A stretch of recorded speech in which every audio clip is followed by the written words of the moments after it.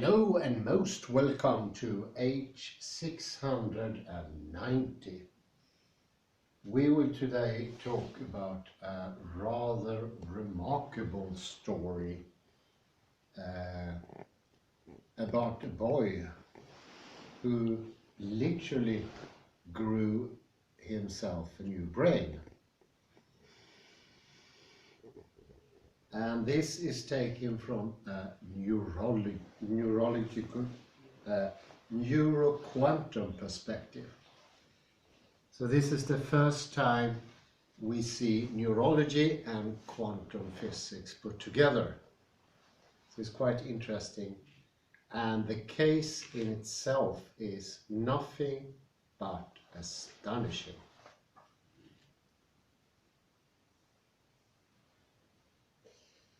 The name of the boy is Noah Wall, and I bet you never heard his name, but I think after this lecture you won't forget him.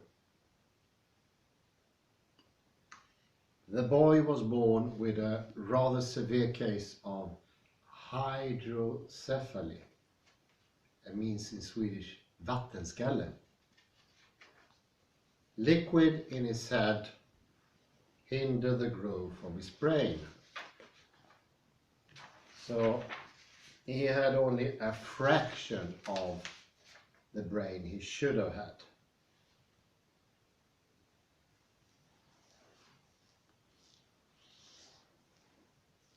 But let me go into the normal development.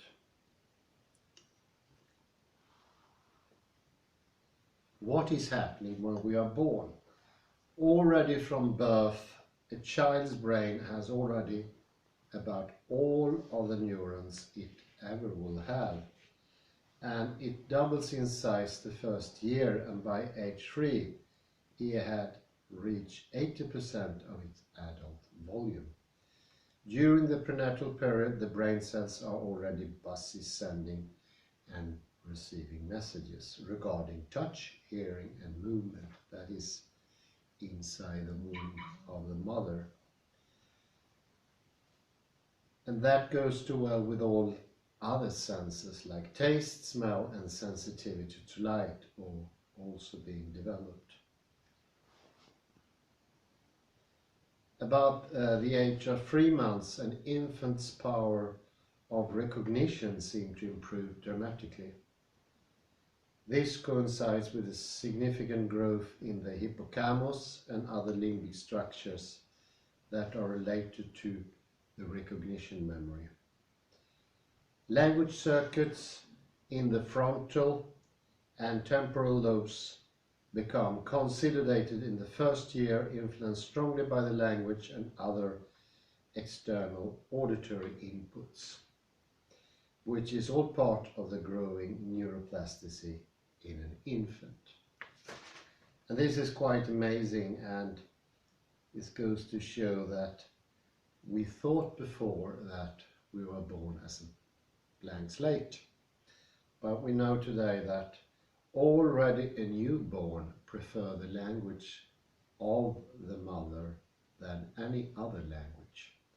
The preference is set already in the womb, and we can't even think of what other preferences are established even before conception, I would say. There's a lot of things determined.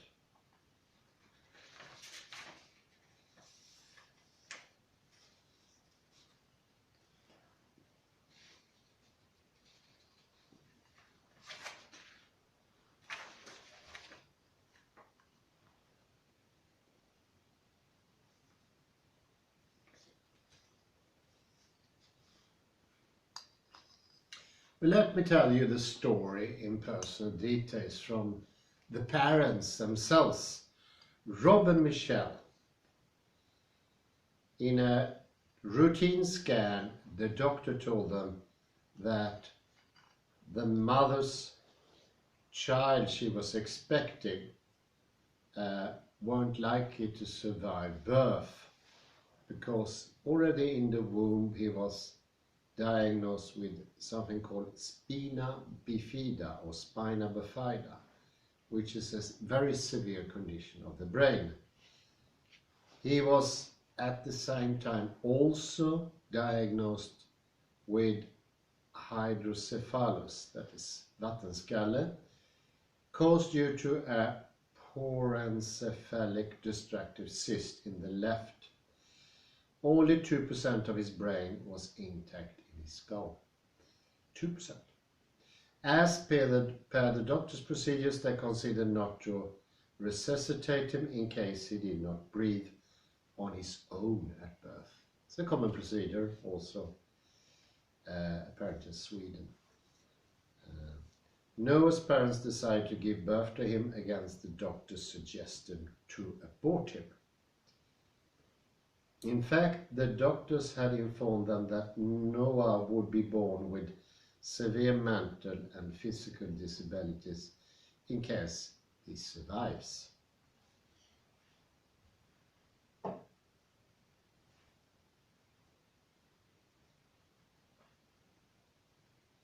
At birth, however, Noah let out an affirming scream like a normal child, and his regular breathing puzzled the doctors, as he was breathing in the absence of the part of the brain that controls breathing.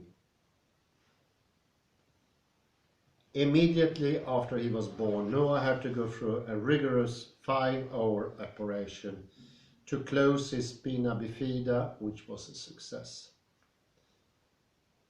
The doctors fitted him with a shunt to reduce the pressure in his brain by draining off the excess fluid accumulated in his skull. In no time, Noah's fluid picked up an infection and the shunt had to be replaced, after which the doctors began to notice a significant change in his behavior, which has been progressing as that of a normal child till date. As per Noah's neurosurgeon, his brain at 3 months of age should have been completely formed as shown in figure 1 and 2. But I don't know if these photos show anything.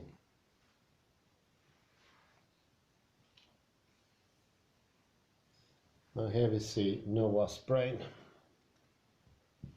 to the left.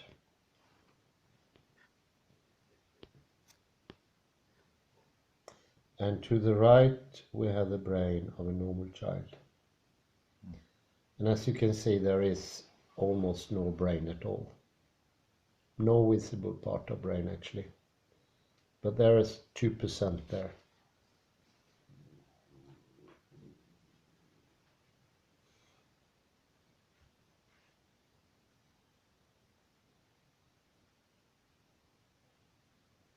So the liquid is inside the skull and is pressing the little brain there is to the sides and making it disappear. And that's been going on since the conception, I think, even earlier.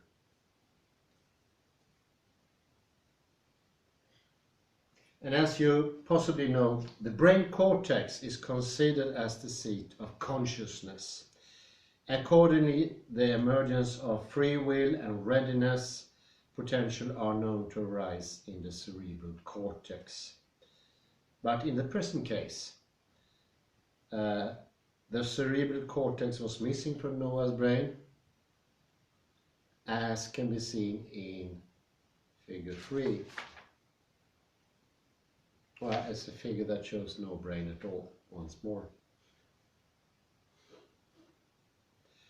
However, the brain scans did show the presence of the midbrain and the brainstem, and actually all the parts of our neurology. But the cortex was completely absent. In the absence of a cerebral cortex, the neuroscientific view of consciousness, free will and choice are highly challenged. Well, that's an understatement. Neuroscientists claim that the cerebral cortex in newborns are non-functional as they possess the embryonic system of cerebral cortex, which is not yet functioning because it's still immature. Babies are therefore considered brainstem beings, which may have been the case with Noah, which means that Noah's brainstem triggered the growth of his brain, which began demonstrating several cognitive functions associated with his upper body, as compared to the severely impaired, paralyzed lower body function due to his spina bifida. Even in considering the brainstem as the initiator, in this case, the question still remains unanswered as to what it is that triggered the brainstem to make a choice for the brain to regrow.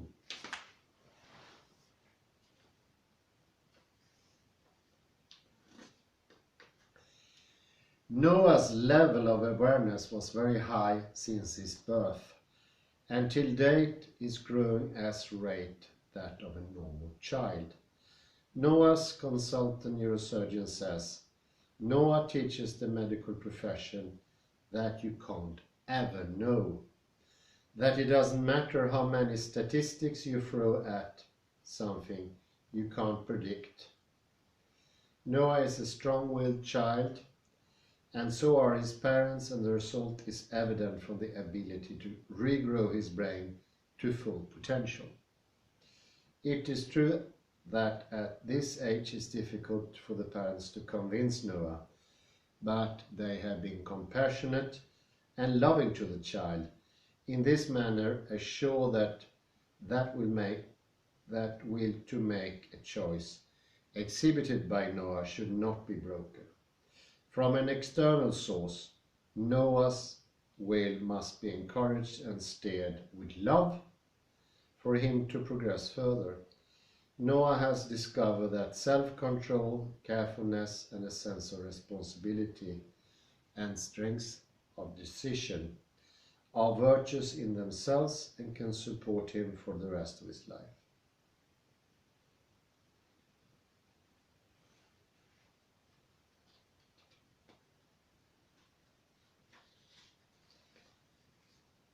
The odd thing, after that, everything progresses. Although the fact he was born with only 2% of his brain, his development is normal.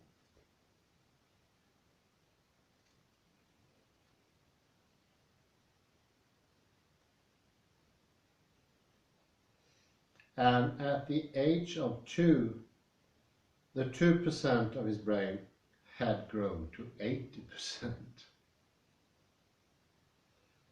And it's still growing to a state of full recovery. Though he is paralyzed below the waist because of the spina bifida that impacted some of his cognitive abilities, his growing brain does not restrict him from doing any kind of activity.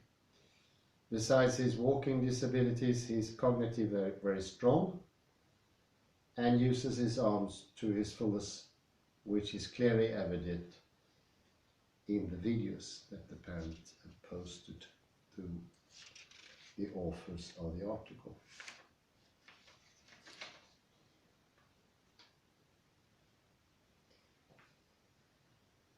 So we cannot find any reason for this really unusual happening. So we are now turning to quantum mechanics to find a reason what happened. How is it possible the brain can start growing after birth?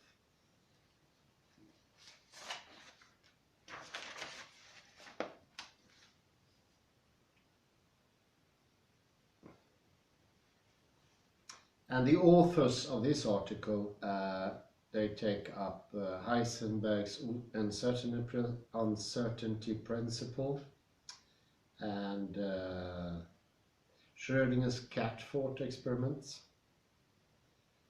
that changed the deterministic approach of Newtonian and Einsteinian physics to a physics of uncertainty. well, we all know by now, accordingly, the location of particle cannot be determined in a way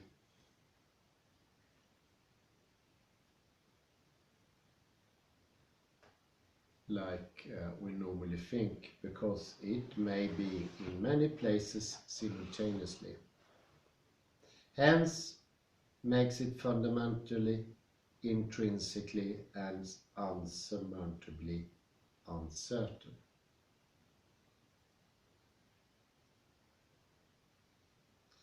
The wave function collapse, first demonstrated by Sudarsky and his collaborators, in actuality is linked to the emergence of structures in the universe.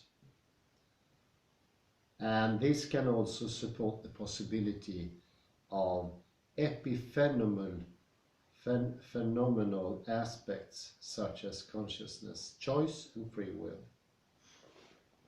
And here we have reference to Penrose, Hameroff, and also Hegel.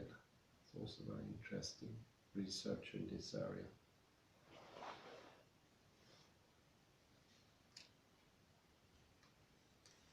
So normally we see a development as such a thing as a brain as deterministic. It can only follow the rules of Newtonian physics.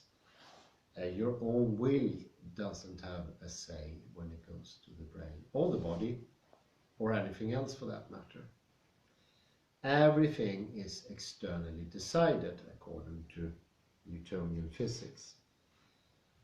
But with this case, some neurologists think it's time to reconsider, because obviously something really out of any normal circumstances had happened. And nothing in medicine as it is now can explain what happened. But we know it happened, because the boy was really carefully followed. He was already at his birth a very special case.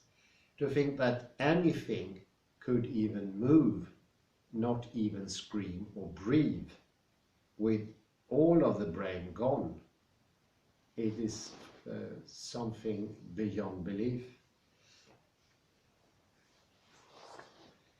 And the idea is a connection between the free will and the growth.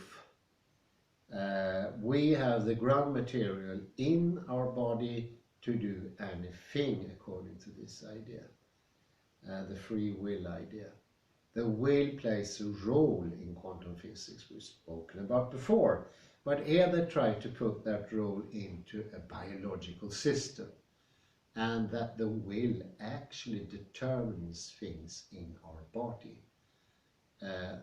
For instance, the growth of a brain, which is probably the most crazy of everything that can grow. It would have been much more likely if you grow another arm. That could happen, but the brain it's beyond belief.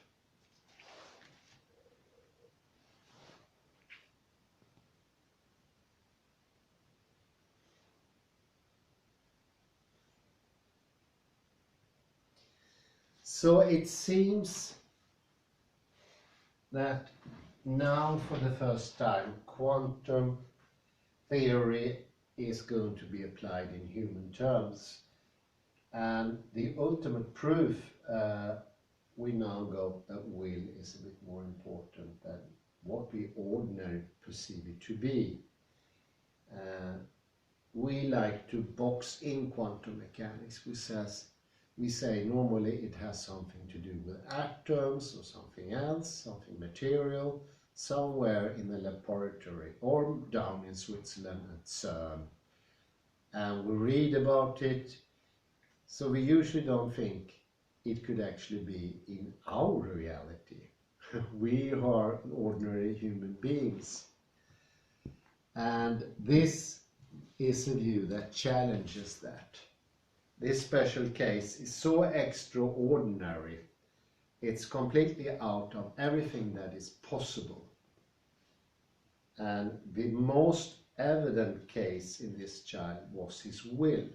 His will took over and made him breathe when he shouldn't, made him scream when he shouldn't, and his will made his brain grow out of almost nothing. 2%, it's definitely nothing.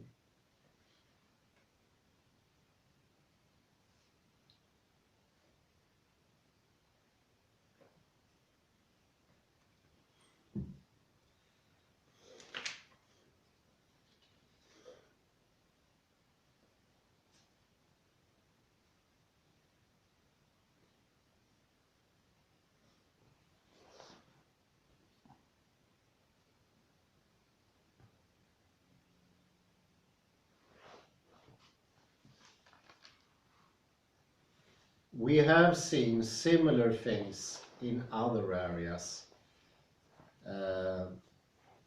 For instance, people who suffered different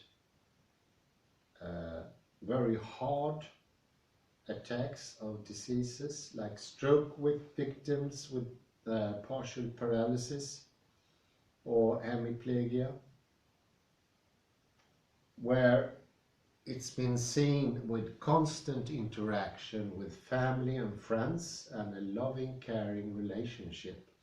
These people has also shown remarkable recovery that is usually impossible. We know, for instance, that getting limbs to work again is almost against nature once the connection has been cut.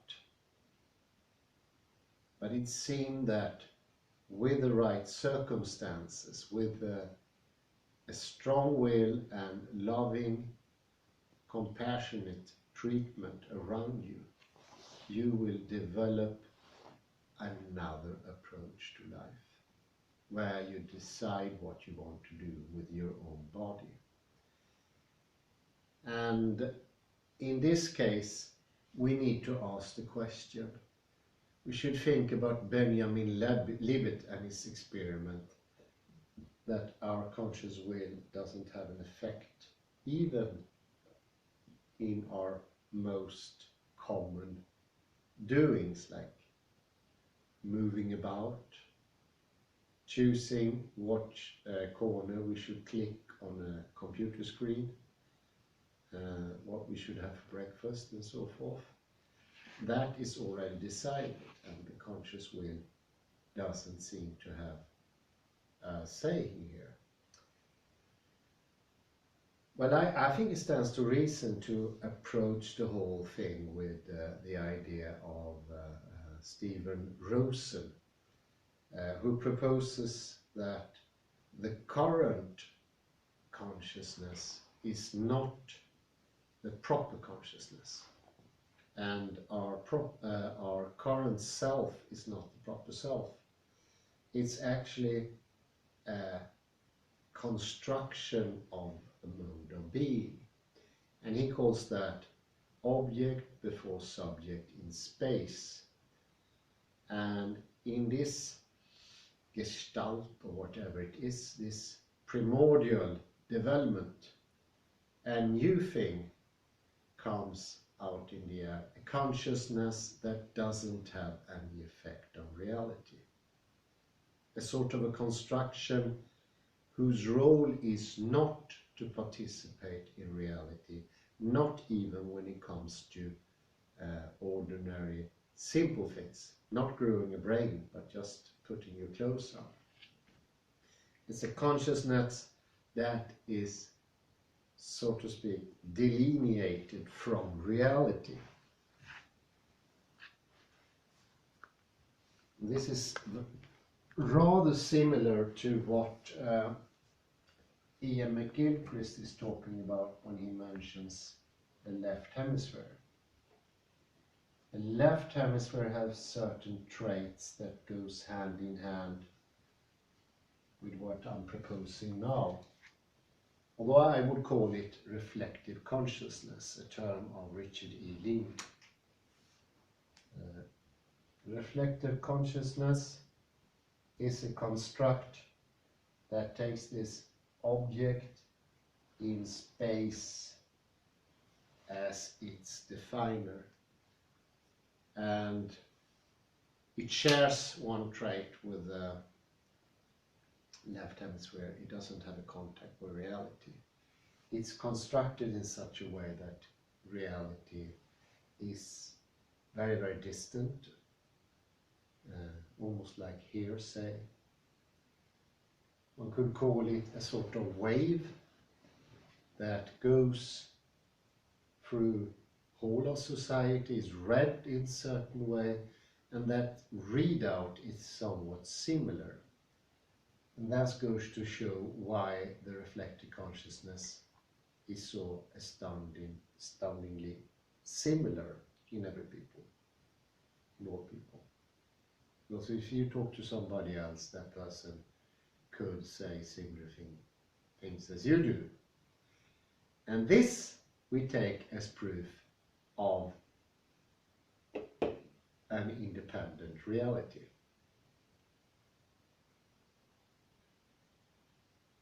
Can you hear this is a bit tricky? One almost feel tricked.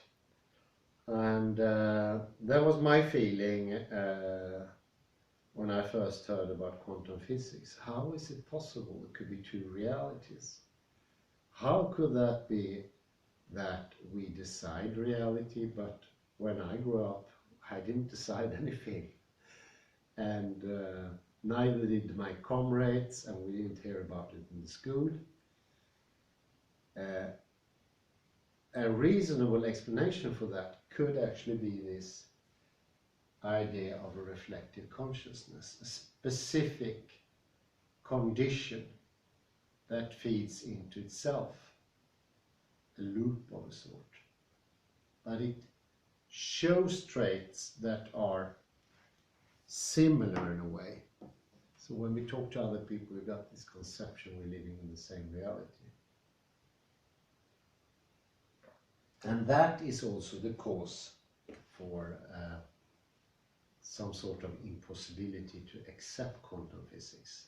Because this, in this case, reality have to be stable. I tried to explain earlier, one need to ponder this, the thing with the coordinate system. That the coordinate system needs to be stable for us to have an object in it, to define it. And already here you are changing reality massively, because this does not exist in reality. This is sort of mathematics that's been overtaken by non-Euclidean mathematics as early as in the mid-19th century. It doesn't work that way. Nothing is stable in the universe in that way. Now, that sort of stability is something that the reflective consciousness crave. And that also goes for the left hemisphere. So we have developed a consciousness that only looks like a bystander on our own lives and reality. And this is the reason also why we perceive us like impotent to affect anything in reality. Because if you mention quantum physics, people are always wondering, well, I don't have an effect on reality. And they have a point somewhere. They don't affect reality. I don't have a feeling I can affect reality to an extent. I would have changed reality to be at the beach somewhere in the Mediterranean, or why not Hawaii or something, or maybe March if I into adventures. No, I think could be quite helpful to understand why we perceive ourselves not to have an influence. And good information, and maybe with the help of getting back to our bodies with different corporal disciplines like yoga and the Alexander technique, I get a feeling we can sort of see through this. I don't think it's going to disappear, but we're going to see it as one mode of being. But there are several modes of being. Heidegger wrote, to be alive is to have an infinity of modes, whereas one mode is almost like not really existing. So it's this wish for something that we think is stable in the world. I am here, I'm stable, reflected consciousness, and the outside world is stable. And this serves for some sort of substitute. I would call it surrogate. And here I will put the term Ersatz. Ersatz, it's a German term that sometimes is used to denote something not of the real quality.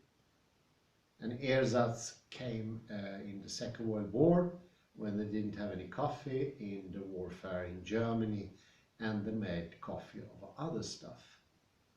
And when people drank that, they called it Ersatz.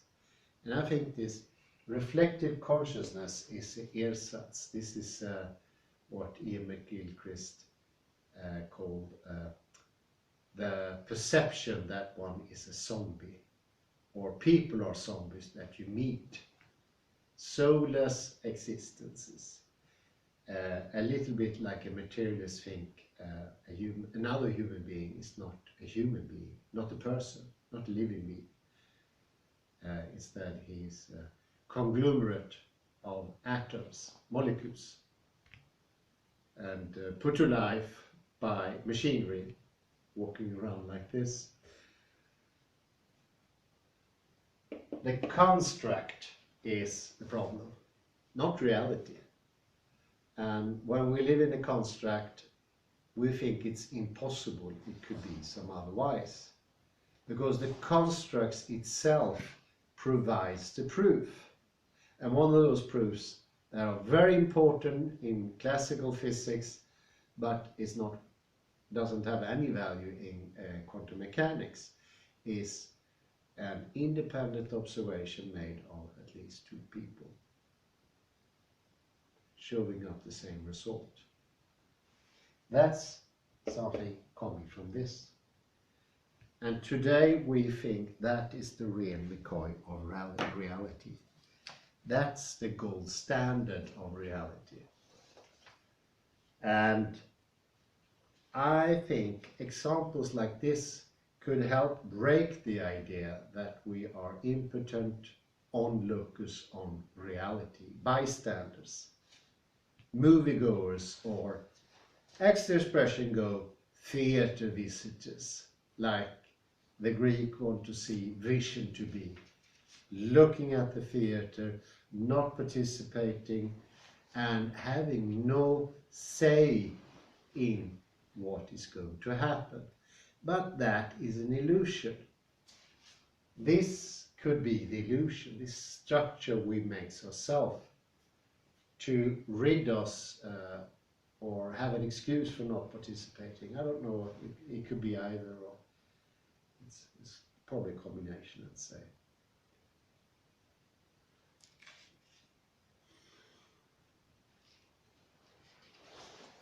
And in a way, this is not a miracle. This is so normal. This is reality in a way. But of course, from the view of this is impossible. And I think it's a bit weird. I haven't heard about this until now. I do subscribe to different online magazines with connection to neurology and science of cognition. I never heard about this example before.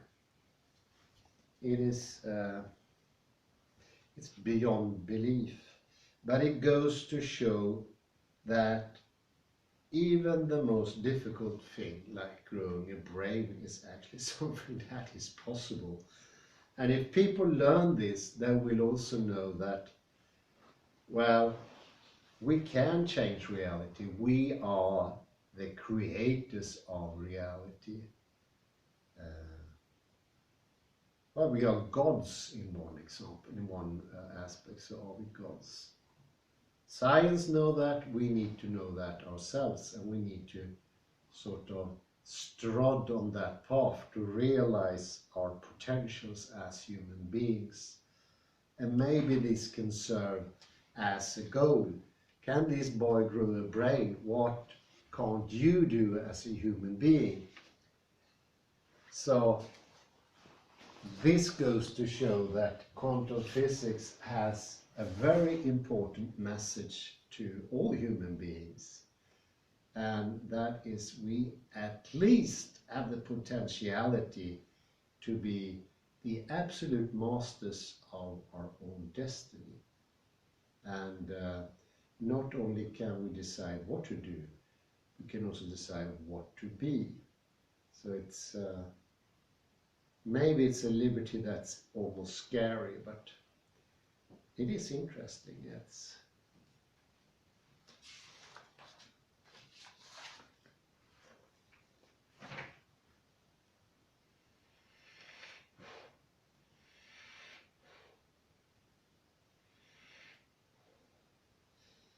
They even come up with a new expression, neurogenesis. It's when neurons are growing to make do.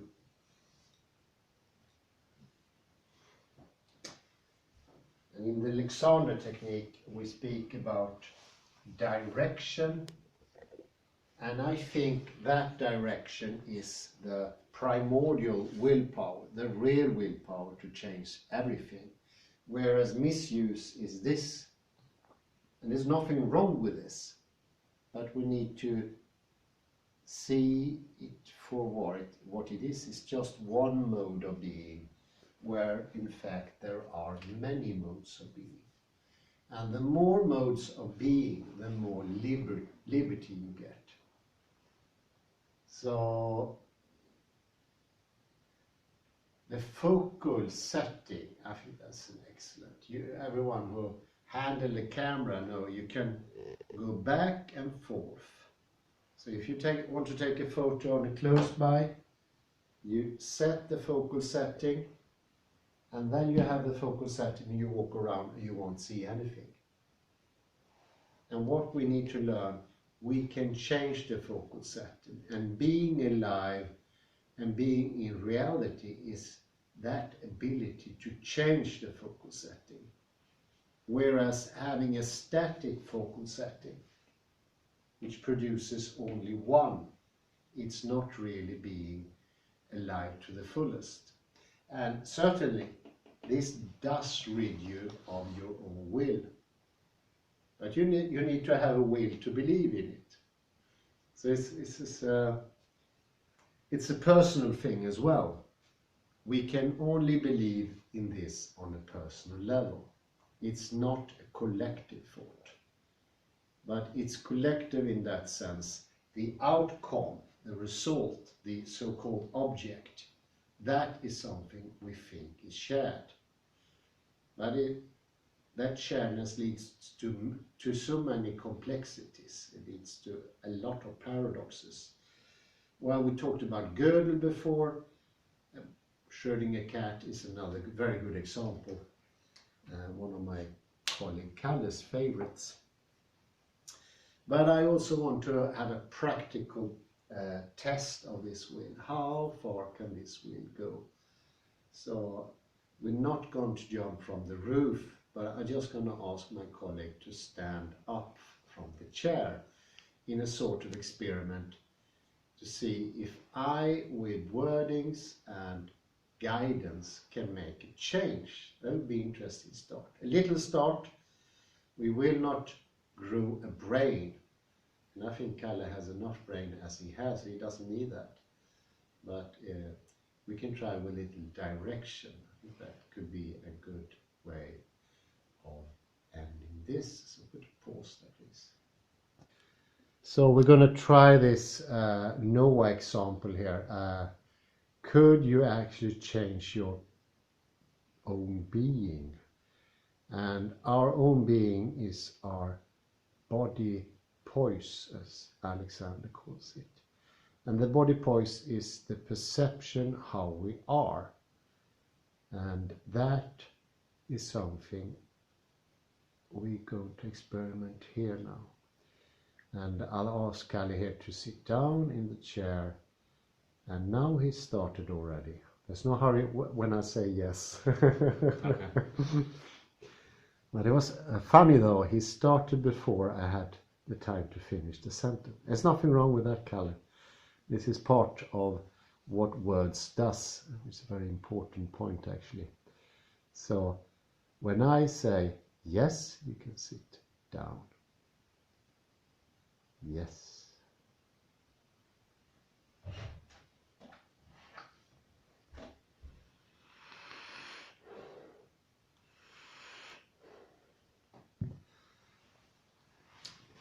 So what changes our movement is if we are long and wide.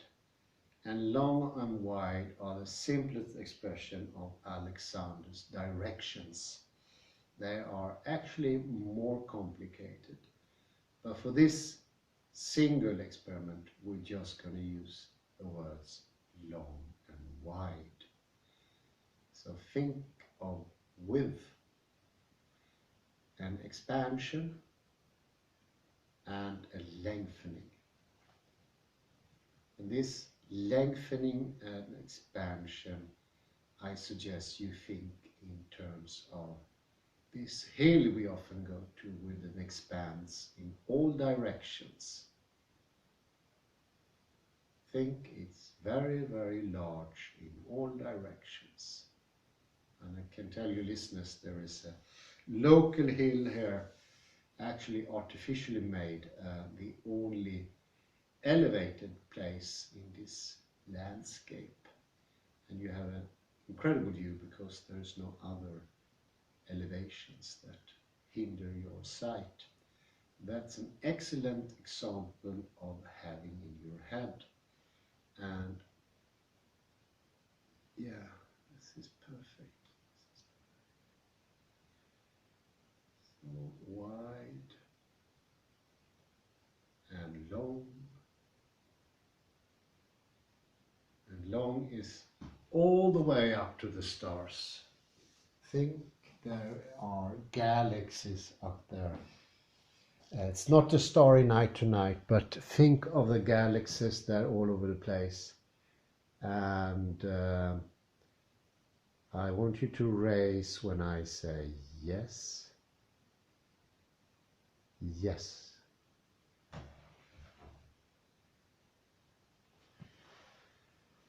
So this was so evident in the camera. This is a much more directed movement.